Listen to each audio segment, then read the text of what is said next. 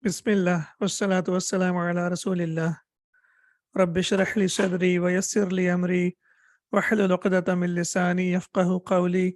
Rabbi yassir wa la tu'assir wa tammim bil khair. اقرأ المثال ثم حول and then we have حول, and when we connect it with kasra, حول الجمل الآتية مثله. Now read the example, then make the sentences on the same pattern. مثال, the example: الطالب ذهب إلى المطعم. The student went to the restaurant. And then we have الطلاب ذهبوا إلى المطعم, and the students went to the restaurant. So what do we have to basically notice over here? We know that it's a nominal sentence. It's jumlatun ismiyatun because it starts with a noun. So الطالب is the subject. So where is the predicate then? ذهب إلى المطعم. So we know that subject and predicate are equal in number and gender. So الطالب is one. And what about ذهب? It's a verb. So can a verbal sentence or can a verb be a predicate? Can it be a khabar? And the answer is yes. The predicate can be a verbal sentence or it can be a verb itself. So when we say ذهب, the translation will be he went. ذهب, he went. And please remember, we have mentioned earlier that every verb in Arabic language has an inbuilt doer or has an inbuilt pronoun inside it. So when we say ذهب, basically we have inbuilt pronoun inside it, which is huwa. Huwa ذهب. So the grammarians, they say that الطالب is the subject and huwa is the predicate. What is the predicate? Huwa is the predicate. So now we can see that the subject and the predicate are equal in number and gender. الطالب is masculine and huwa is masculine, and similarly الطالب is singular and huwa is also singular. الطالب ذهب إلى المطعم. And when we have here الطلاب, now the subject is plural, right? So when the subject is plural, then the predicate has to be plural as well, right? So ذهبوا means they went, meaning hum ذهبوا, they went. So here the inbuilt pronoun that we have inside it is hum. So at-talabu will be the subject and hum will be the predicate. So two things that we have to notice over here. Number one, subject and predicate must be equal in number and gender. And number two, we have to make sure that if the subject is plural, then the predicate, if it's a verb, it has to be plural. For example, dhahabu is used for the plural and dhahaba is used for the singular. So that's the thing that we have to notice over here. And we know that in this lesson, we are learning about the plural only. So that's why we have to focus on the plural only. And the plural is dhahabu, they went. At-tullabu dhahabu ila al-mat'ami, the students went to the restaurant. Okay, so it's very simple. We have at-talibu is subject and dhahaba is predicate. How dhahaba is predicate? Dhahaba is predicate because it has an inbuilt pronoun inside it, and that inbuilt pronoun is huwa. When we say dhahaba, the translation will be he went. In English, the translation will be he went. Okay. Now in English, we can see that we have he, the pronoun he is there. We can see it. But in Arabic, we can't see it. And that's why we say that the pronoun inside it is hidden, and that is huwa.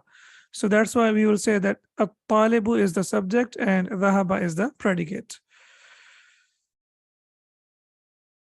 Yeah, of course, the predicate can be a verb as well. For example, dhahaba is a verb basically, so that's the predicate. And we know that the subject and the predicate must be equal in number and gender. So at-talibu dhahaba and at-tullabu dhahabu. The easiest way to remember is that if the subject is singular, then the verb will be singular. And if the subject is plural, then the verb will be plural, as we can see over here. For example, at-talibu jalasa, at-talibu subject and jalasa is the predicate. Fil fasli, the student sat in the classroom. Now we want to say at-tullabu and we have to use the plural verb. So what will be the plural verb for jalasa?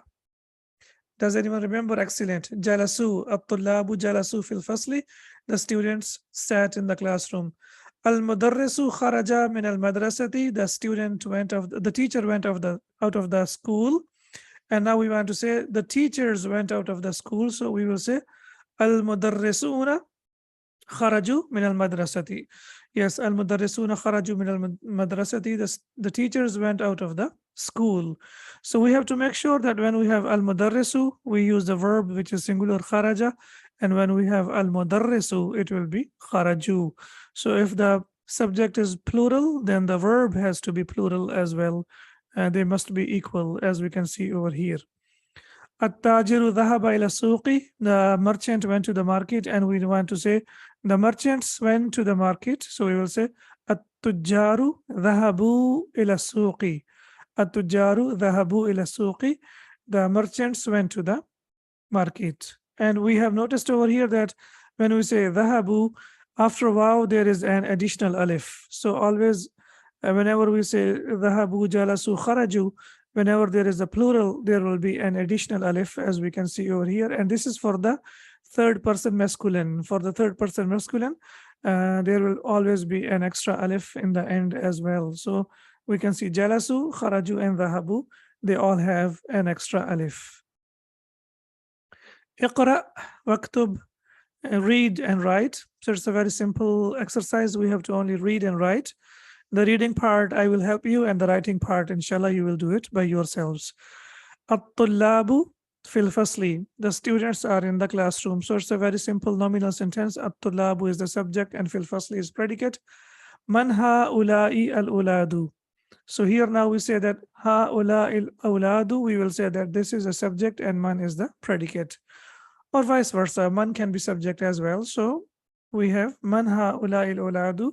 Who are these boys? Ahum abna'uka. Are they your sons? La hum abna'u akhi.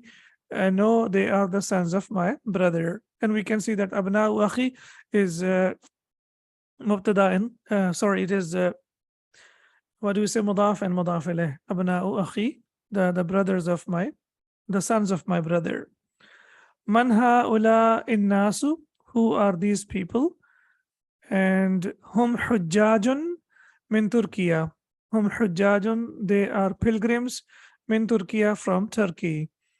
Aina tujjaru, where are the merchants? Dhahabu ila suqi, they went to the market. Okay, now dhahabu ila suqi. What kind of sentence is this? Verbal sentence or nominal sentence? Dhahabu, they went. So it's a verbal sentence because it starts with a verb. Excellent. They went to the market. Now, when you say dhahabu, in English, we are saying they went. In English, we are saying they went. So where do we get they from? They went. So they is inbuilt. It is inbuilt. And as we have discussed, that every verb has an inbuilt, excellent, an inbuilt noun or pronoun, in fact, pronoun inside it. Man ha'ula'i rijalu, who are these men? Hum duyufun, they are guests. Al-fallahuna fil huquli, the farmers are in the fields. Wa abna'uhum fil madrasati, and their sons are in the school.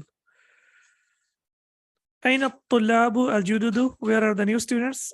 Let's not forget that we have to focus on the broken plural as well. And we have to make sure that when we talk about the broken plural, we have to focus on the patterns. So what is the pattern of at-tullabu? At-tullabu is on the pattern of fu'alu. And jududu is on the pattern of fu'ulu. So please don't forget the patterns, as we are focusing on the patterns and we are focusing on the broken plural, al-jam'u, al-mukassaru, and we have to make sure that we remember the patterns as well. Ba'duhum fil fasli, some of them are in the classroom. Ba'duhum inda al-mudiri, and some of them are with the headmaster.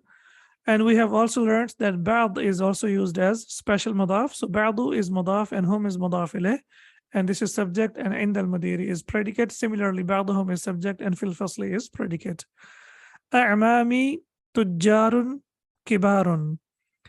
A'mami is the plural of what? Ammun, and the plural is a'mamun, right? Ammun, a'mamun, paternal uncle. And then we have ya al-mutakallim, so it becomes a'mami, my uncles. Tujjarun, tujjarun kibarun are big merchants. Aina abnauka ya Aliyu, where are your sons, O Ali? Hum fid dukkani, they are in the shop. So now we can see over here that hum is the subject and fit dukkani is the predicate. Similarly, aina abnauka ya Ali, abnauka, abnau will be the subject and aina will be predicate. At-tullabul kibaru fil mal'abi. Now we can see at-tullabu on the pattern of fu'alun and kibaru is on the pattern of fi'alun. At-tullabul kibaru fil mal'abi. The big students are in the playground. وَالطُّلَّابُ الصِّغَارُ فِي الْفَصْلِ, and the younger students are in the classroom. So now we know that الطُّلَّابُ والصِّغَارُ is subject, and subject is always marfu, and similarly fil fasli is predicate. Fil fasli is also marfu, but we can't see the endings because of harf jar fi. So we will say الطُّلَّابُ والصِّغَارُ is subject and it is marfu, and similarly we will say Fil fasli is the predicate, and this is also marfu. But is it marfu? Can we see the ending? The ending is kasra. So we will say that it is in the place of marfu because we know that subject and predicate, both of them are marfu. So fil fasli is in the place of marfu, but originally this is jar majroor. This is shibhul jumla, as we say, or we say this is a prepositional phrase. Ha'ula il fityatu ikhwatun. Now we can see over here, ha'ula il fityatu. Fityatu is on the pattern of fi'latun. And these young men or these young boys, ikhwatun, are brothers. These young boys are brothers. Abuhum imamu hadal masjidi. Abuhum, their father. Imamu, as we can see over here, or it should be, imamu hadal masjidi. Their father is the leader or imam of this masjid. Now, do you see the difference between imam and amam? We have learned that amam is a dharf, that means in front of, it comes with fatha, and here imam is the leader, the person who leads, like in the prayer. So that's why we call him imamun. It is with kasraya. So the small change in the vowels can make a big change in the meaning. So that's why we need to be very, very careful. Imamu hadal masjidi, he is the imam of this masjid. هؤلاء الرجال فلاحون من قريتي. هؤلاء الرجال, these men are فلاحون, farmers, من قريتي, from my village. أين الطلاب الجدد? Where are the new students? أخرجوا, did they go out? همزة الاستفهام. خرجوا, did they go out? نعم, yes. خرجوا وذهبوا إلى المكتبة. Yes, they went out or they left. خرجوا, they left. وذهبوا, and they went. إلى المكتبة, to the library. So because we are talking about the new students, الطلاب الجدد, so that's why we have to say خرجوا, because it refers to طلاب, and similarly ذهبوا is also, it refers to the students, so that's why we have to use the plural verb. هؤلاء الأطباء مسلمون. Are these doctors Muslims? أطباء is the plural of طبيب. Are these doctors Muslims? نعم, yes. هم مسلمون, they are Muslims. Hum is the subject and muslimuna is predicate. Li abna'un sigarun, I have young children, or I have young sons, as we can see over here. So abna'un sigarun is the subject and li is the predicate. And generally when we have li as predicate, and when it comes in the beginning of the sentence, then generally after that the subject will be an indefinite noun. So it is generally an indefinite noun. So whenever we have li or indi in the beginning of the sentence, then after that the subject will be, generally it will be an indefinite noun, or it will be nakira. بعضهم في المدرسة الابتدائية, some of them are in the primary school. وبعضهم في المدرسة المتوسطة, and some of them are in the middle school. So again, بعضهم will be the subject, and في المدرسة الابتدائية will be the predicate, and wa means and بعضهم will be subject.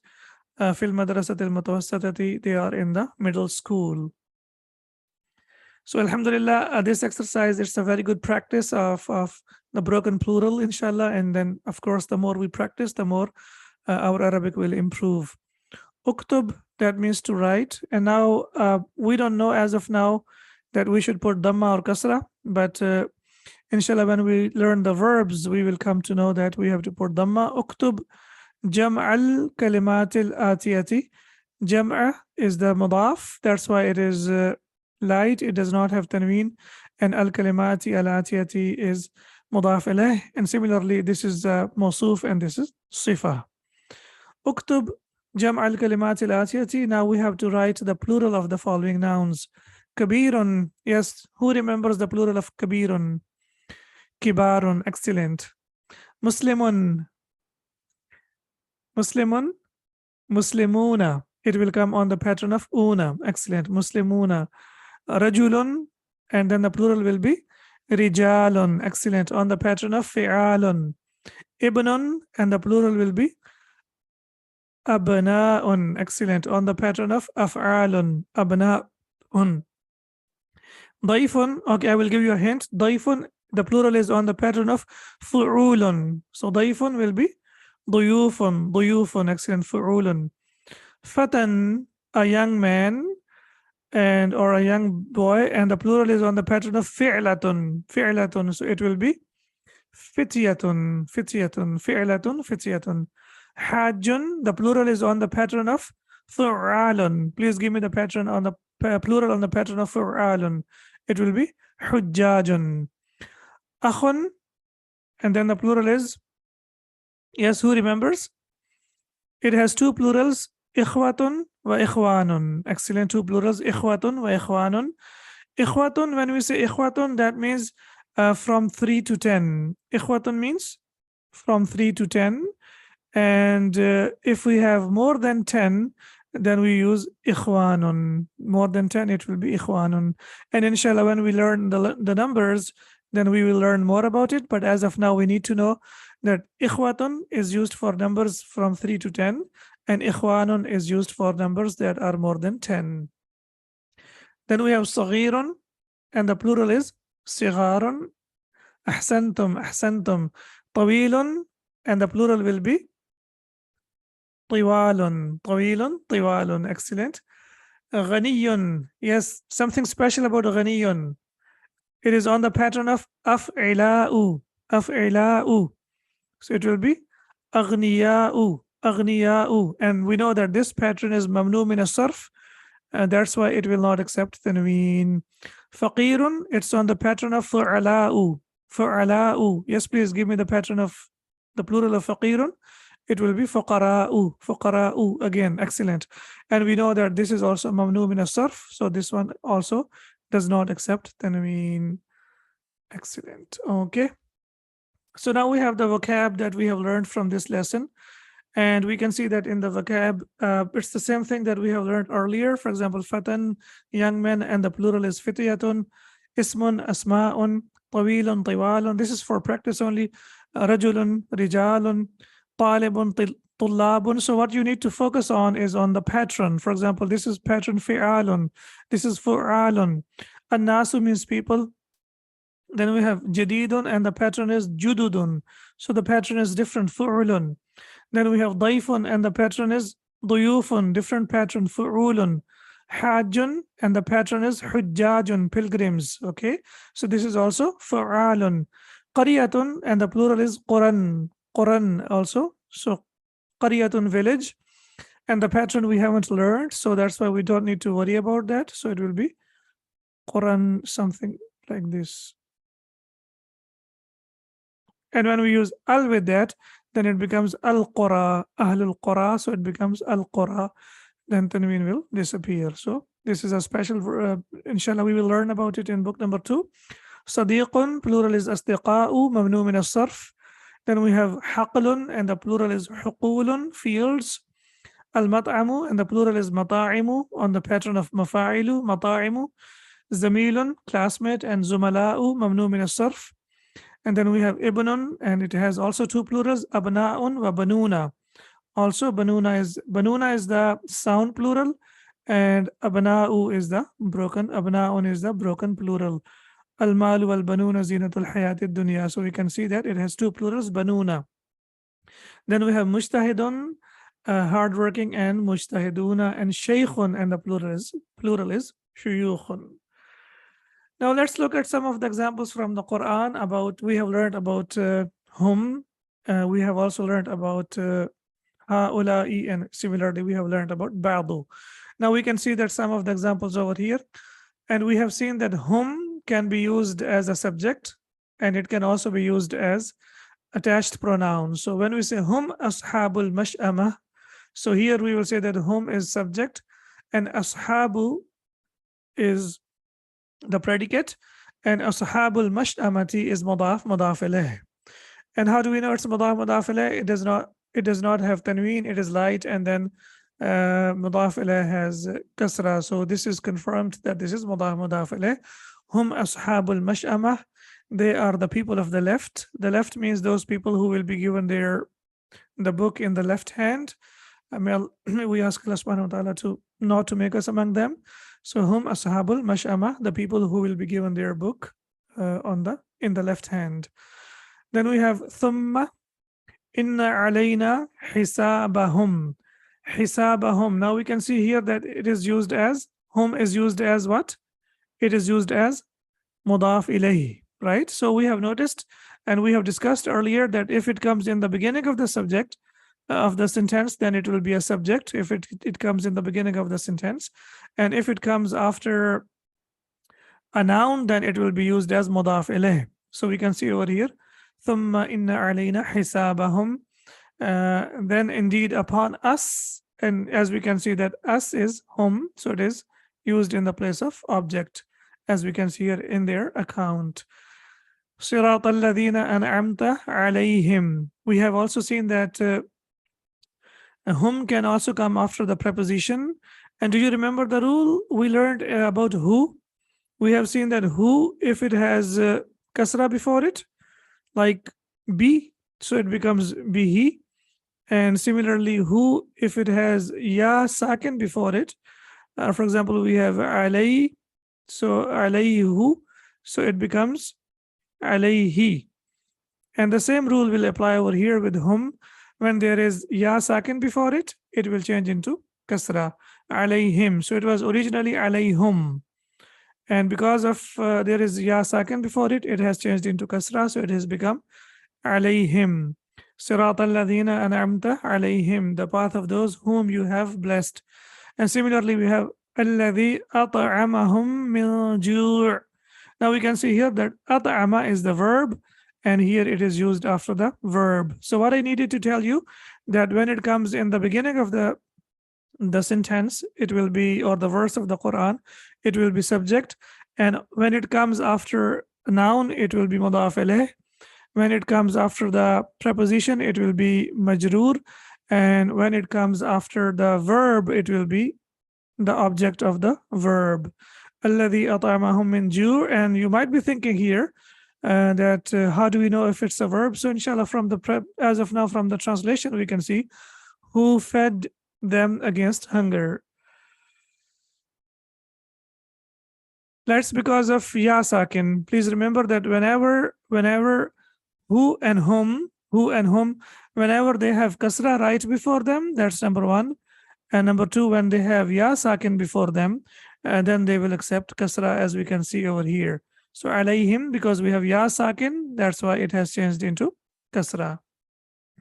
Then we have the plural of hada and ha'ulai, and we know that for both hada and ha'ulai, the plural for hada and hadhihi, the plural is what? Ha'ulai. It is what? Ha'ulai. So as we can see over here, ha'ulai banati in kuntum fa'ilin. So we know that banati is the plural of bintun and banati means my daughters. And these are my daughters to marry if you must. And then the last one is very interesting. It has lots of interesting ideas, but I would like you to focus only on ba'd. So tilka rusulu faddalna ba'dahum ala ba'd. Okay. Now we have learned that ba'd is always used as mudaf, right? So here it is used as mudaf. We have ba'dahum. But here what happened? we have tanween. So this is the usloob of the Quran and also of the Arabic language, but mainly of the Quran. That sometimes what happens, the mudaf ilayh gets dropped.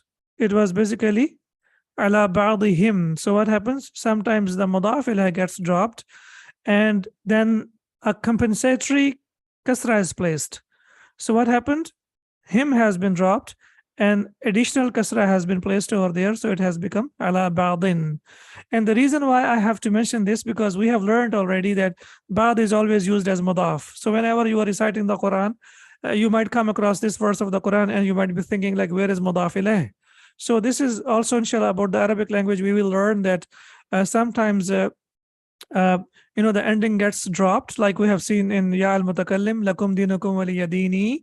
So the ya al mutakallim has been dropped. Similarly, sometimes what happens that the ending gets dropped, and here in this case it was dropped and it was substituted with a kasra, so it has become ba'din. Okay, and we know that this meme, it's a must that we have to stop over here. And you will see this case, especially with ba'd, inshallah, you will see that there are many examples in the Quran that you will see that we have ba'dahum or ba'dahum or ba'dihim. And after that, you will see that when the verse ends, then what happens? Then in the end, you will see that it ends with like this, with kasratain. So this is what we needed to know about this. So alhamdulillah, here we have discussed some examples. And now I have some homework for you, or something that we need to learn now. You have noticed that we haven't started learning the verbs, right? Officially, we haven't started learning the verbs, but we have some idea about the verbs, like what they are. So what I have decided to do here is to provide you whatever we have learned so far. Please remember that there are two ways of learning Arabic language. One way is that we are learning from the books. This is interactive method where we have like dialogues, conversations, and we learn through conversations. And then there is another method which is used in like in Madaris al-Islamiyah, in the Islamic like Madaris, where what they do lots of memorization. So what's memorization? For example, they give you a verb, for example, dhahaba, and then you will memorize the conjugation of dhahaba. And this is what we call as-sarf. What is this? This is called as-sarf. Whatever we have learned earlier, that is called an-nahv, that is called grammar. And this is called as-sarf, which is basically conjugation of the verb. And as-sarf deals with the verbs, okay? I haven't given you lots of information about the verb, but we have already learned that the verb always has a doer, and the doer is always marfu'. So this is your conjugation.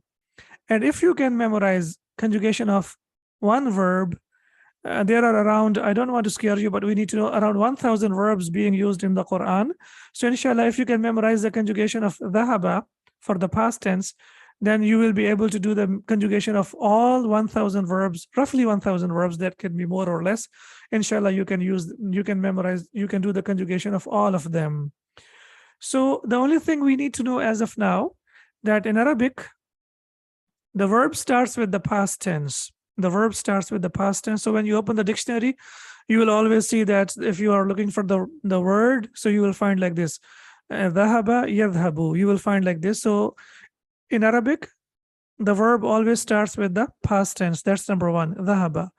And it always starts with the third person. In the third person in Arabic, we call it al-ghaibu. Now you have the same thing for the pronouns, and you have the same thing for the verb, okay? For example, we have pronouns for al-ghaib, third person, al-mukhatab is the second person, and al-mutakallim is the first person.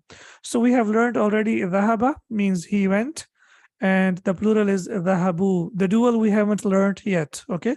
Dhahaba, dhahabu. Now what you have to do, we have learned jalasa, so you have to complete the conjugation of jalasu, jalasa. And similarly, we have learned kharaja, so you have to also complete the conjugation here, not the whole conjugation.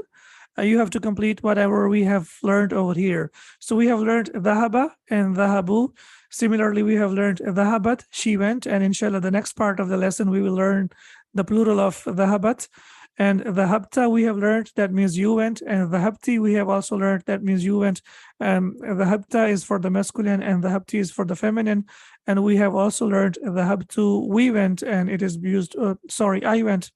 and it is used for both masculine and feminine. I mean feminine. So it will be dhahabtu. So inshallah, once we complete this table, and by the end of this lesson, most of it, or by the end of next lesson, hopefully most of this will be completed. So once it is completed, inshallah, then based on this pattern, you can memorize all the verbs. And I have a secret code over here, number 1 and number 4. Inshallah, when we start the verbal sentence, then we will come to know what is meant by number 1 and what is meant by number 4. However, we need to know that the verb in Arabic language always starts with number 1, and number 1 means that is the past tense for the third person singular. So this is inshallah where you have to practice now the verbs. So alhamdulillah, our first part of the lesson is complete now, and inshallah in the next lesson we will start with part 2.